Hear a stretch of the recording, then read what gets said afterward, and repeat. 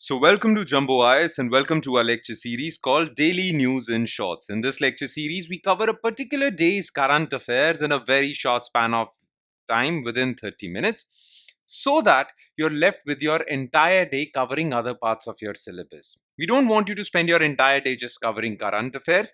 Therefore, we have come out with this lecture series that will help you finish off your current affairs within 30 minutes. Now, just watching this lecture would be job half done because just after watching it, you need to revise it as well. Why? Well, revision helps in consolidating these current affairs in your memory. Otherwise, you'll quickly forget them. Now, you can revise these current affairs from the notes provided by us, and these notes shall be shared on our Telegram channel. Where can you find our Telegram channel? Well, just below this video in the comment section, you'll find a link. Just click on that link. It'll take you to our Telegram channel, and from there, you can download the notes for this lecture and do the necessary revision. All right, enough of the introduction. Let's straight away jump into the lecture. But first, let's take a look at the topics we shall cover in today's lecture. So, topic number one is with respect to power shortages in India, electricity shortages. Currently, there are no power shortages in India, but the authorities have warned that in the months of May and June, which are the hottest months in India, there shall be and there will be some power shortages, and you can expect some power cuts. Now, why is that? What are the factors behind it? And what can be done to resolve this issue? We'll talk about this. Then, recently, World Happiness Report has been released, which comes out with World Happiness Index. This index basically ranks countries based on the happiness of their populations. Now, India was ranked 118th out of 147, and Finland has topped the list. That means our people are not that happy.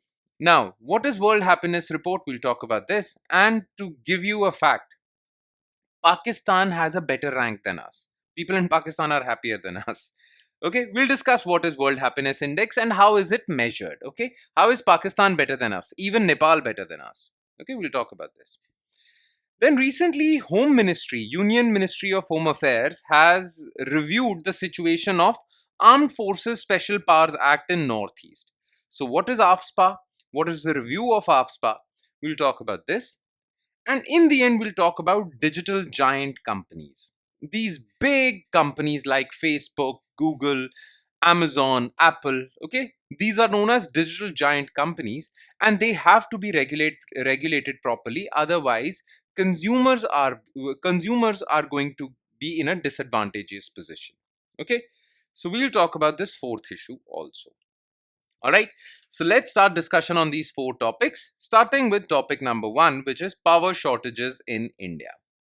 Okay, now India's top grid operator, which is National Load Dispatch Center, has flagged May June as high risk months, citing anticipated power shortages, warning that unmet electricity demand could reach 15 to 20 gigawatts, particularly during non solar hours. What are non solar hours? Time when you cannot generate solar energy, basically, when there is no sun at night. Okay, so currently, India's electricity grid is managed by National Load Dispatch Center, and it has flagged or it has said that during the months of May and June, you will face significant power shortages. I mean, the supply of electricity will be 15 to 20 gigawatts less than the demand. Okay. Now, National Load Dispatch Center said that we have to basically implement some measures. NLDC has recommended some measures. It has said that you have to implement demand side measures so that the demand for electricity gets reduced. Okay. Now, what are these demand side measures? We'll talk about them. But first, let's talk about the reasons why we will face such a shortage in the months of May and June. First of all, months of May and June are those months where there is peak demand. It is also known as peak demand season. And why is it called peak demand season? Well, these are the hottest months in India, okay? And during these months, demand for air conditioning is at its peak, and air conditioning consumes a lot of electricity, right? All the office spaces, houses, homes, everywhere you'll require AC. So during the months of May and June, there is peak demand season, and our current capacity won't be able to meet this demand. Now, why is such a situation? Why is there a mismatch between demand and supply? Well, there are some reasons behind it. Okay. Reason number one, stagnant base load capacity. The thing is, and this is a very important thing, okay, NLDC has said that we will face these electricity shortages during non solar hours, right? This is a time when sun is not shining and you cannot produce solar electricity. Now, the reason why we'll face such a shortage is because in the recent times government has increased its focus on renewable energy, which is a good thing. No doubt it's a good thing. But majority of India's electricity is produced through coal, which is known as thermal power plants. We burn coal and we produce electricity. Now, because we have such a high focus on renewable energy, we have ignored increasing capacity of thermal energy. Now, thermal energy or thermal power sector or coal based power plants, they have one advantage, and that is they can produce electricity 24/7. Whereas in the case of renewable energy, especially solar, well, electricity will be produced when there is, well, the availability of sun, right? So it is said that because you have not increased the capacity of thermal power plants, your baseload capacity has not increased. That is why you are over reliant on renewable energy, especially solar. And this solar energy won't help you when the sun is not shining.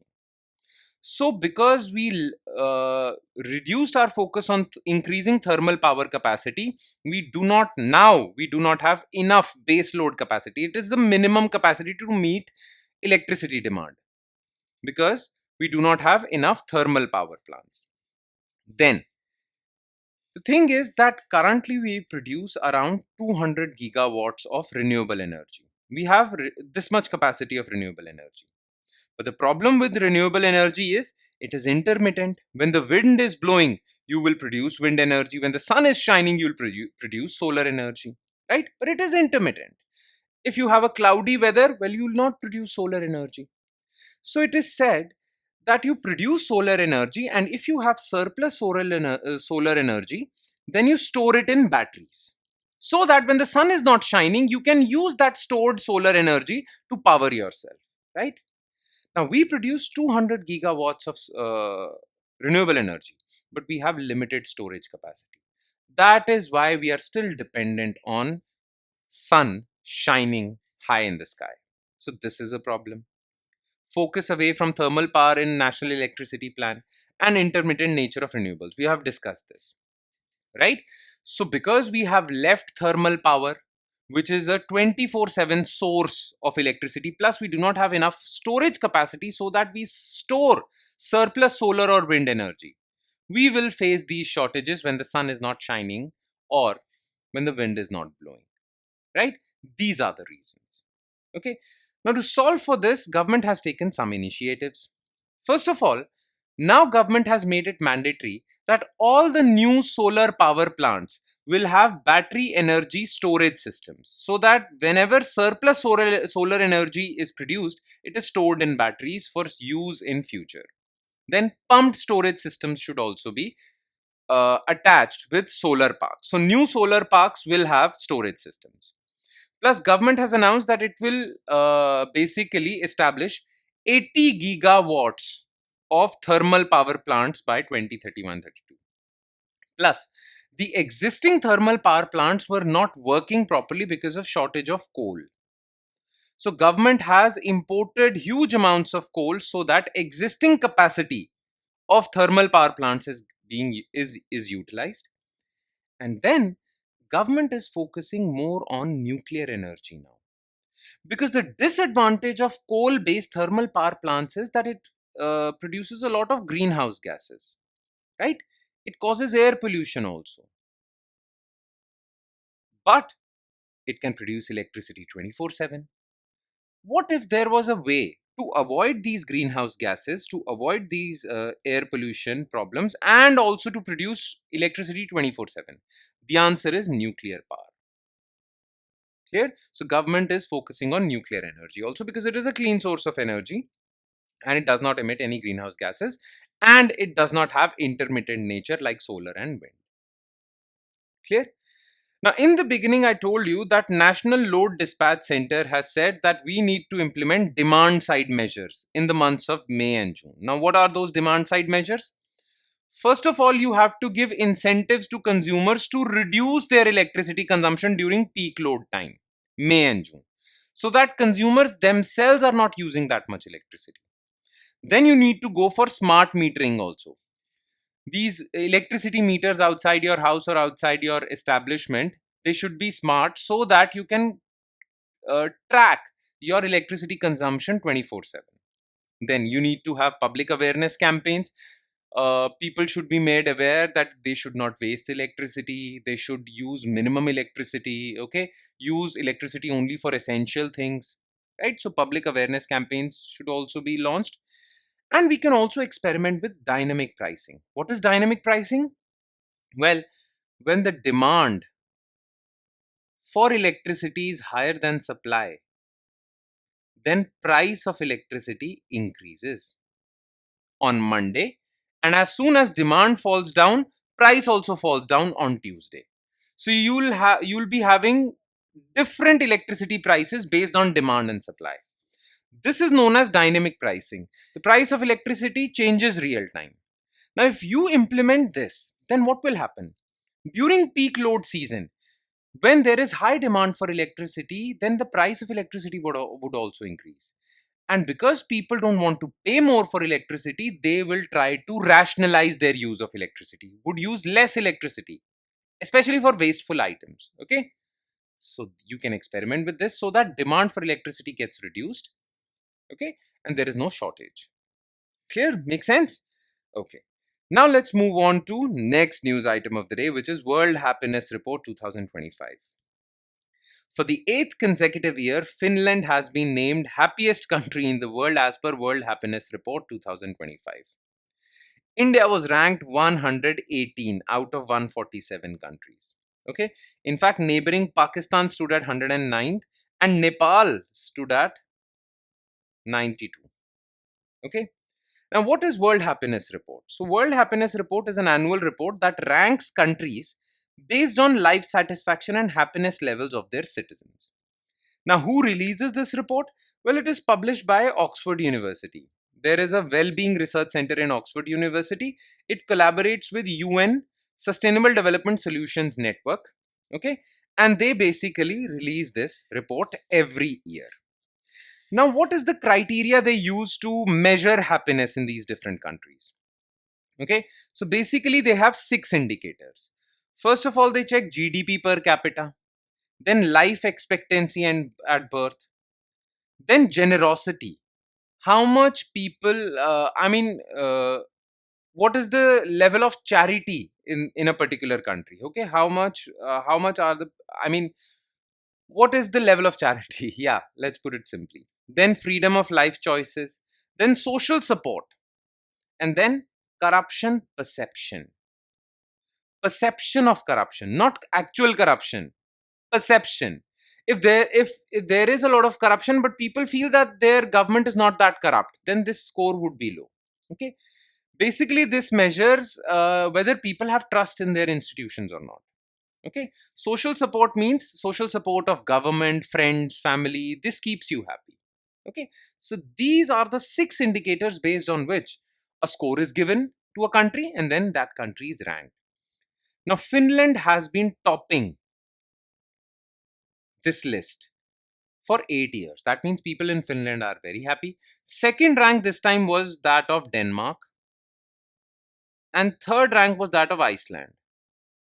So basically, Northern European countries, Nordic countries, are the happiest. They always secure a good rank. Okay. Now, as you can see, Finland, Denmark, Iceland, Sweden, Netherlands, Costa Rica, Norway, Israel, Luxembourg, Mexico, which is a developing country, even Israel. Okay.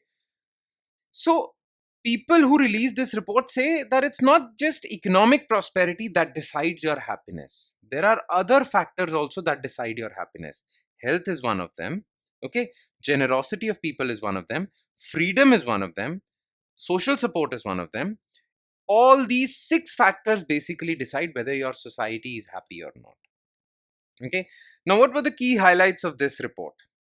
The 2025 report. So, top three countries: Finland, Denmark, Iceland. Last three. The last rank was that of Afghanistan, understandably so. Sierra Leone, which is in Africa. And the third last rank was that of Lebanon, understandably so. It was involved in a war with Israel. Okay. India ranked 118 out of 147. Pakistan, Nepal ranked better than India. And the reason why Pakistan ranked better than India is because, well, yes, their economy is not doing well. Their corruption perception is also at an all-time high, higher than India. But they have better social support. I mean, social support of not government, but friends and family. Plus, they score better than us in generosity, charity also. Okay, so these are the key highlights. Now let's move on to topic number 3, which is AFSPA review in Northeast. Okay, so what is AFSPA basically? Armed Forces Special Powers Act. Okay, what do I mean by that? Well, this is a law which gives special powers to armed forces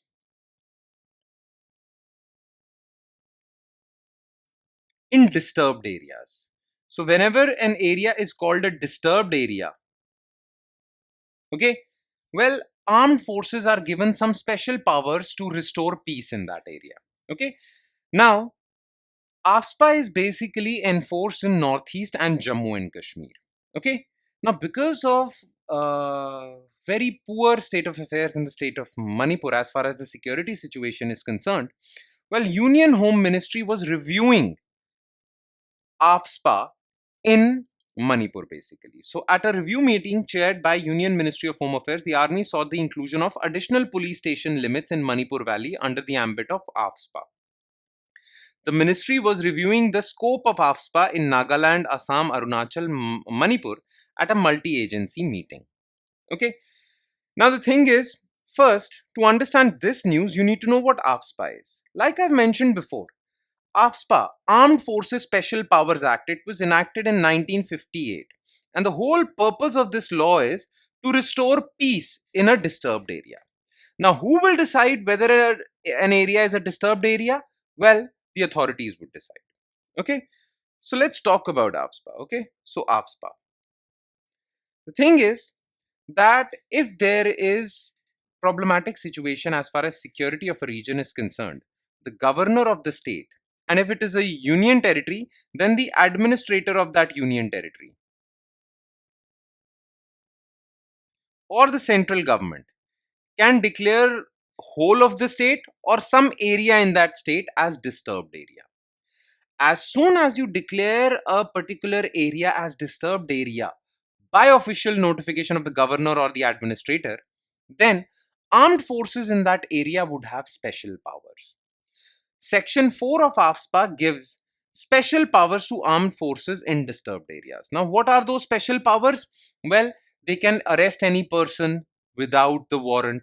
They can search the premises of any organization or seizure without any warrant. They can basically shoot also. Okay, they can use force also, sometimes lethal force, to restore order. They can also ban assembly of people. I mean, not more than 5 people can assemble in an area. They can do all sorts of things and they won't be held accountable. Section 6 basically gives them legal immunity from these actions. Okay, and all of this is done to restore order. So, to restore order, you need to give some special powers to the armed forces, and this is what AFSPA does. Okay. Now, as soon as the situation normalizes, the governor of that state or the administrator of that UT can withdraw AFSPA through an official notification. All right. Now, currently, AFSPA is in some parts of Manipur, understandably so, some parts of Nagaland, some parts of Assam, some parts of Arunachal, and some parts of J and K. Okay, so basically Northeast and J and K, because generally security situation is vulnerable in these areas.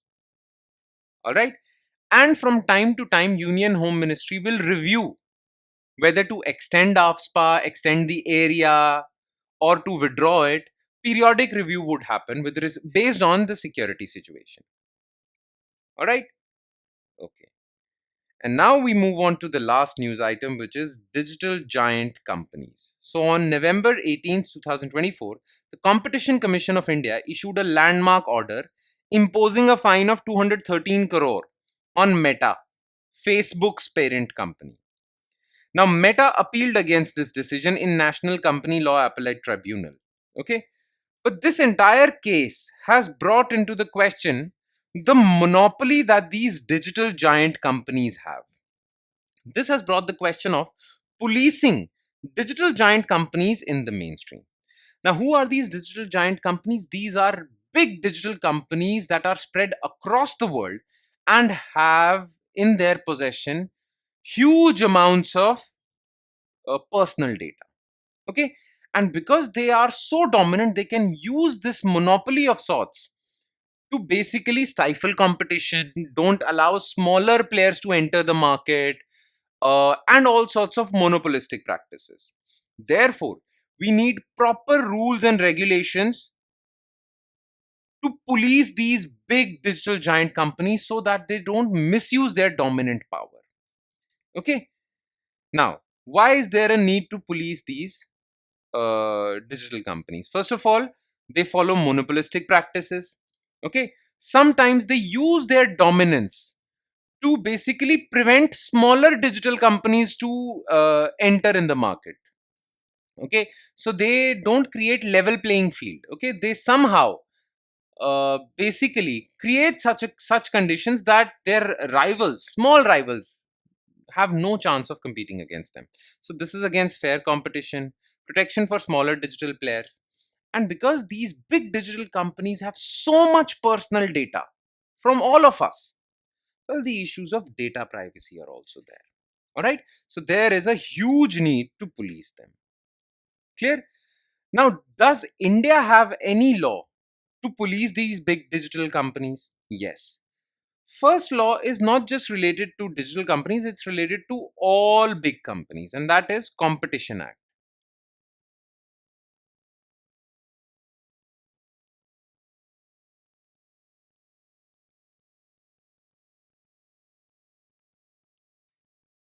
Okay. Now, under Competition Act, basically you have created Competition Commission of India. So the recent ruling against Meta or Facebook was by Competition Commission of India. Okay. The other law, this Competition Act was basically enacted in 2002. So this law basically makes sure that no big company misuses its dominant position. Okay. And the second law is, well, this second law is called Digital Personal Data Protection Act. Okay. This was enacted in 2023. So this is what India has to offer as far as policing these big digital giants is concerned. Okay. That's all you need to know as far as this news item is concerned. And with that, we conclude today's session. Thank you so much for watching, everyone. And I'm sure it has added value to your preparation. But it would add more value if you revise this lecture as well. So do not forget to revise it. And on that note, I'll be signing off with the promise of seeing you again with another set of news items. Thank you, everyone.